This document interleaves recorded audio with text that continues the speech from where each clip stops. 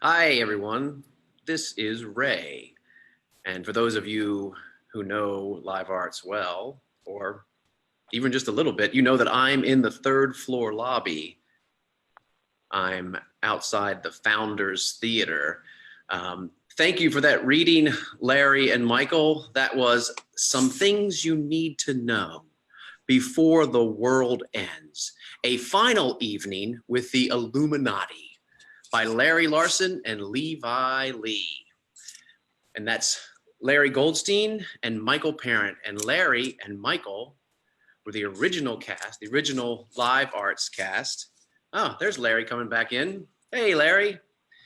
The original live arts cast, Larry and Michael, who 29 years ago brought that entire play to life in live arts in the old Mickey building. So thank you, Michael. Thank you, Larry. We were using a lot of technology. Larry's there. He's got a camera. Michael is in a secret, undisclosed location, which is, well, I can't disclose it now, can I? Because it's secret. The other Michael, your laughter will give it away.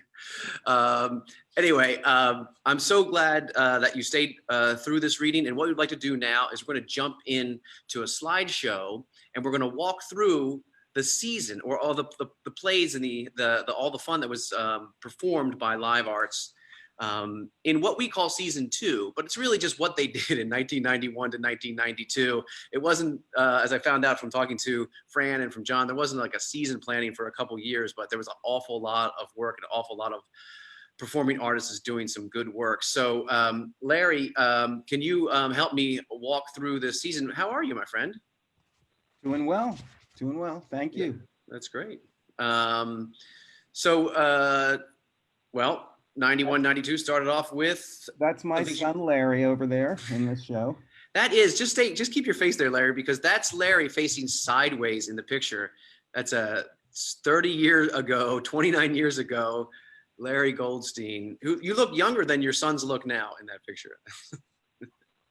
So Michael, can you, while we're on Illuminati, can you, there's Michael and Larry, it's a great shot. Can you tell us about how the Illuminati happened and how it got to be performed to what I heard was like lines around the block, sellout crowd at Live Arts 29 years ago?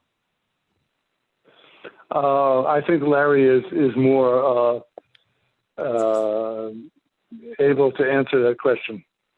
Yeah. You're too kind, Michael. All right. Well, I'll take you at face value. So, Ray, this script was something that I ran into down in Atlanta. I had friends down there, and I was part of a group called Alternate Routes, Rural Organizations of Theater in the South.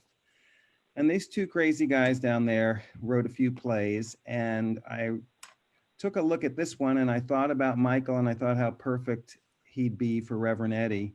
So I tried to encourage him to do it, and as I was doing that, I realized, well, I guess I was going to be Brother Lawrence. And we asked John Quinn to direct us. John was teaching out at Tandem, doing drama out there at the time, and he was one of the people who started, oh my gosh, Offstage Theater. Offstage. Yep, and I think you'll see a picture of John Quinn in one of these coffee house shots coming up. So anyway, the other thing I want to say about this is you see the picture of that beautiful set. Right. That was a set that we worked on for a little while and we couldn't get anywhere, and we lost our set designer, and this lovely young man came in off the street, said he'd really like to help. He loved theater, and we said, can you make a set? And he did. That's his set. That was his first set at Live Arts, and you'll all be hearing from him soon because that's John Gibson. John Gibson did the set for the Illuminati. Awesome. That's great. Yes, that's the first thing he did. That's why you see. That's the first thing he did for Live Arts. Junk on the wall. Every piece was well thought through. And then Live Arts performed Dumb Andy, which was a children's piece. Yeah.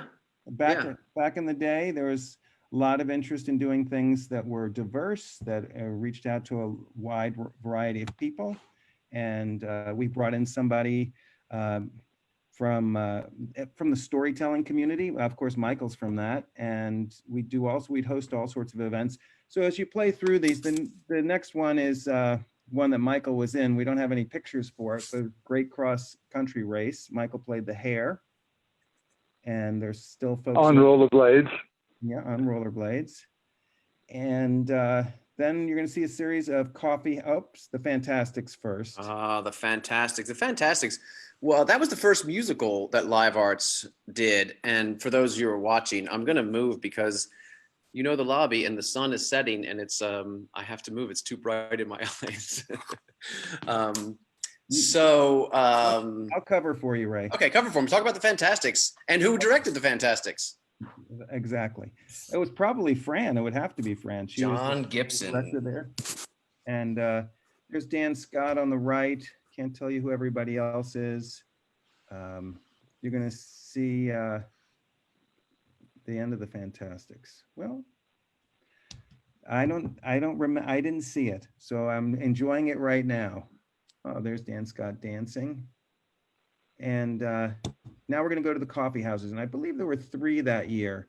And this was all original material. I mean, maybe there were a couple of scenes that were brought in, but there were musicians who'd play, who'd write music for it. It was festive and it was staged like a cabaret. Those of you who heard Fran last night talk about it. There's John Quinn wearing the horizontal striped shirt. I think that's Gabe that he's reaching around. Yep, keep it rolling. Hey, just for those who don't know, Michael or Larry, can you tell me just what the coffee house was? What is the coffee house? I see it. This is Coffee House 5, so there's been 5 in the first 2 years. What were they? You want to take that, Michael? They were pretty much they were scenes that were self-generated, and we had a lot of talented people, and they all had something to offer, and so it was. I think Franny chose the theme, and she was the soul of Live Arts for sure. And if it wasn't for her, Live Arts wouldn't exist as it does today. And I think Franny chose the theme, and people wrote to the theme, and it was kind of like a cabaret style. Yeah. It's great. So, so an awful lot of work, or a lot of work, and a lot of work that was self-generated, written and performed by by local talent, performed by local talent. Yes. Yeah, that's great. So, if you can now, this is for both of you, actually. And I'll give you a minute to think about it because I want to mention one thing. But here's the question first: like, can you take us back to your first thoughts about Live Arts and the other people who were assembling this group of artists that was assembling, like how they came together and what it was like to be back in the beginning? And I just want to say we're taking time out to thank our community partners. And tonight, I wanted to thank Pearl Island Catering. Pearl Island Catering and Javier, the chef, they make fantastic food. They're still open for takeaway. So Pearl Island Catering, find it on the web. It's delicious. So Larry, that was totally like a commercial voice. Larry and Michael, what was it like to start Live Arts? I think Live Arts was people stepping up when they needed to. I think, for instance, Skylar was our lighting guy, and he was contacted by Fran, and people stepped up when they needed to. Michael had this great kind of mantra for us, which is Live Arts is whoever shows up. And then whoever showed up would typically have a lot of interest and passion to make something happen, but they also might have a skill. And so we tried to, support people to do what they could do. And Michael was great he was our volunteer coordinator and wanted people to have a great time. So I don't think it's all that different than it is now. It's pretty deep in the DNA. And the other thought I had was that this thing we're doing, this 30 and 30, Mhm. it's a little bit like a coffee house. It's variety, and you don't really know what you're going to get. And there's a certain kind of raw excitement, and we're building community.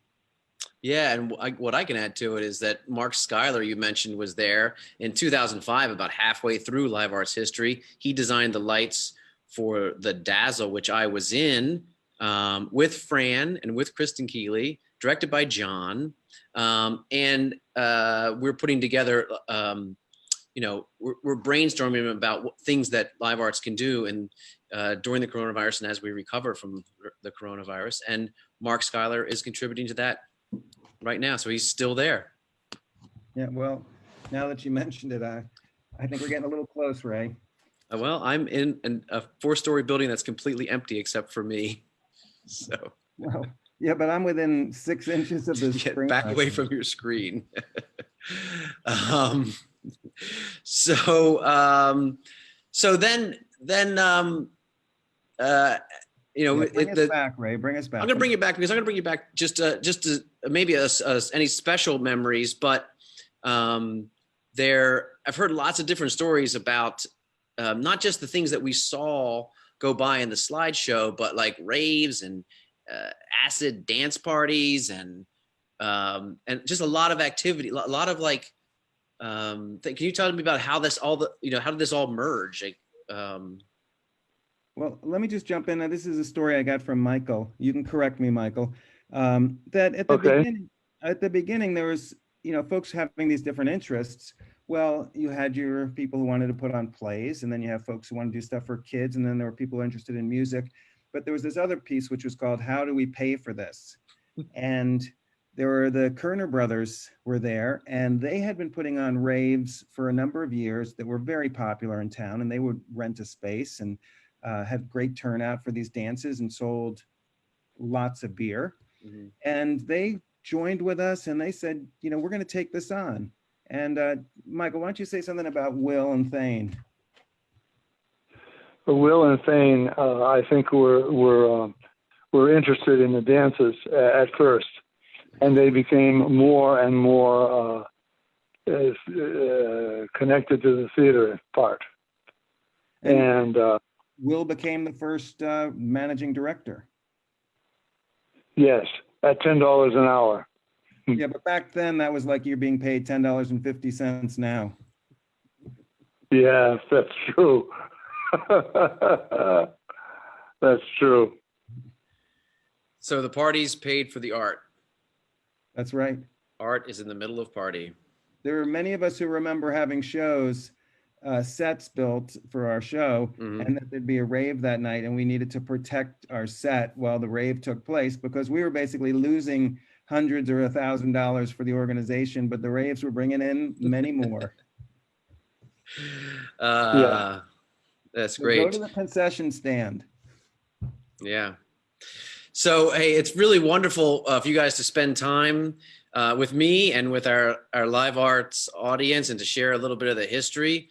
We're going to wrap it up now, but if there was one thing that you wanted to say to anyone on the live arts team that you've met or each other, I'll just start off by saying thank you both for starting it because it's really given me an artistic home for the past 17 years. And I've been able to do an awful lot of things in this wonderful city, Charlottesville. One of the reasons I stayed is no secret is because live arts was here and the artists I had met here. So thank you. Michael, you're welcome. Why don't you take us out? Okay. I think that live arts was a collaborative effort and continues to be a collaborative effort. And I think it's going to continue to be a collaborative effort in the future. And I think that's its strength. That's its strength. A lot of volunteers and people who don't mind getting paid, who are not getting paid, and who just do it because of love. Or Yeah. because they saw a beautiful lady in a silver lame jumpsuit. Okay, well, thank you Yeah. very much, both of you, to everyone who's watching. Join Thank us. you, Ray. Hey, Thank you're you. welcome. But I want to tell everyone to join us tomorrow night because there is a special combination. Executive Director Ann Hunter will be talking with former and longtime artistic and executive director John Gibson. You won't want to miss that. John Gibson talking with Ann Hunter tomorrow, Sunday, May 3rd, 7 p.m. Thank you very much. And thank you, Mark Schuyler, for all the lights.